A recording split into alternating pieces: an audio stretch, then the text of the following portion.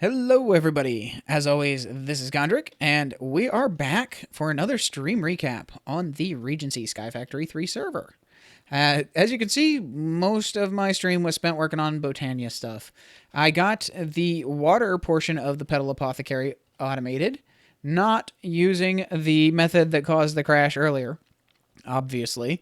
So what we've got here is we've got a comparator that detects if there is anything in the Petal Apothecary. It sends a signal into this redstone conduit, which holds the water buckets that are in the automatic precision dropper it keeps it deactivated so it doesn't drop the water buckets. When that signal turns off, the water bucket gets dropped and it fills the apothecary, which then, of course, turns the dropper back off again. Now we've got a pressurized fluid tank here, and as you can see, it's set to pull from the sink on the side there and push to the precision dropper. And it's also set to pull from the ranged collector on top, the ranged collector being set to pick up empty buckets. So let's see here. Let me see what I can. We'll go with petals. We'll go ahead and we'll take some brown petals, brown, red, and gray, I think. And then seeds. I believe that is the recipe. Let me check real quick. Use in the Petal Apothecary. 2 brown, a red, and a gray makes an Endoflame. So perfect. So if I take the 2 brown, 1 red, a gray, toss the seed in, it drops a bucket. There we go. It's filled back up again. Unfortunately, though, it does look like it dropped multiple buckets. So I'm going to have to figure out why it's doing that, because that should not be happening. But anyway, it's working. I'll have to troubleshoot that off camera.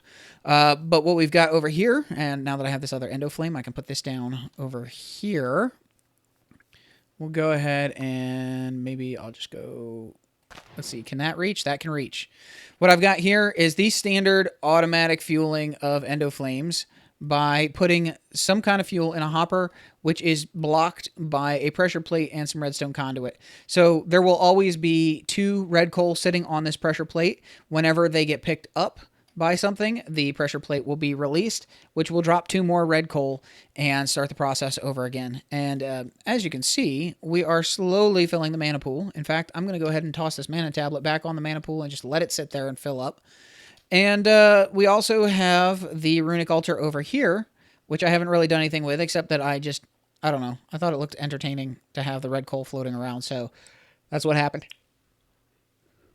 Other than that, the only thing else that has happened on the evening stream is that if we come down here, we've got the beginning of automation for Actually Additions. If I need anything from Actually Additions that is crafted using the atomic reconstructor, I can drop that item into the precision dropper here. So let me go ahead and grab some lapis blocks. Let me see, there it is.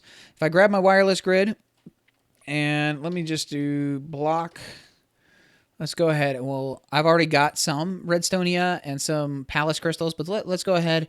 We'll grab another block of lapis, another stack of lapis blocks, another stack of redstone block, half a stack of redstone. And I don't know if diamond blocks get turned into anything. I think they do, so we'll go ahead and just do that.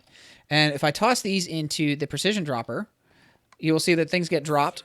And I've got a NOT gate set up, I've got a NOT gate set up in between the pressure plate and the atomic reconstructor, so that whenever anything is sitting on the pressure plate, it allows the atomic reconstructor to run. And when there's nothing on the pressure plate, it's in disabled mode. So that's how that works. Let me see if I can get close enough without losing the items. Oh, we lost some, whatever. Let me just pull everything back out of here, or just put it all back in. Okay, so you can see there's a super circuit maker circuit down below there, which is just a basic NOT gate. It's redstone signal into a torch, and then the signal out of the torch into the block below the atomic reconstructor. So that's how that works, and that should actually pick up, or that should convert all of those now. There we go. And that should be almost everything. But anyway, that's all I got done on the evening stream. It took a while to figure out what I was doing with the Botania stuff, so that's the deal with that. But I'm going to go ahead and I'm going to cut it here, and I'll come back with the second half of the recap after the morning stream. See you in a second. And we're back. The morning stream just ended, and as you may be able to tell from my hotbar, I've been doing some things. Let's go. Let's go take a look real quick. I added the empowering stands or empowerer from Actually Additions so that I can make empowered palace crystals, which of course is just like that. Now I do need to automate it. Currently, it's just getting power from the Flux network through Ender IO conduits, but I want to be able to fully automate it. It's just going to take a little while to get everything sorted out because, unfortunately, if you try to craft more than one recipe at a time, it can have some issues. So I have to figure out exactly how I want to set it up so that it doesn't have recipe conflicts. Now, I did move the precision dropper up a block because it was being deactivated by the pressure plate, which means it was doing one operation at a time instead of batching multiple things at once. Now, another thing that we did during the stream is, if you notice, I've got a full mana tablet here, and if I pull that out of my inventory, another one pops into its place, and if I pull that out, another one, and yeah. So I've got 3 mana tablets in the system that automatically recharge, and whenever there's a full mana tablet in the system and not in that specific slot of my inventory, it puts a new one in. And it is set, actually, to also check that. Let me go over here.